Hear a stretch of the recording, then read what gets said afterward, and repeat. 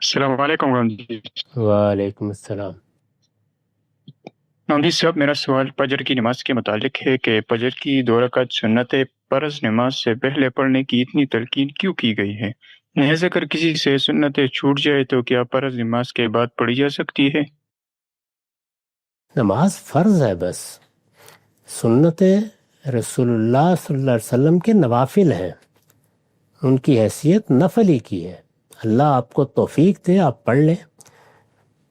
آپ نوافل کا اہتمام کرتے ہیں تو گویا اپنی طرف سے اپنے پروردگار کی بارگاہ میں ہدیہ پیش کرتے ہیں۔ نوافل جس طرح نماز کے ہیں اسی طرح روزے کے بھی ہیں، حج و عمرہ کے بھی ہیں۔ نوافل کا مطلب یہ ہے کہ جتنی ذمہ داری اللہ نے ڈالی تھی وہ ادا کرنے کے بعد یا اس کے علاوہ آپ مزید پیش کر رہے ہیں، تو اس کو اسی طرح لینا چاہیے۔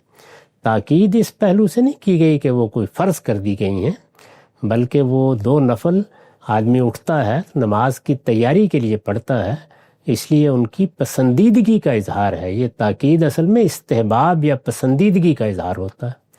تو آپ اس کا اہتمام کریں، ساری زندگی بھی نہ پڑھیں تو کوئی گناہ کا کام نہیں۔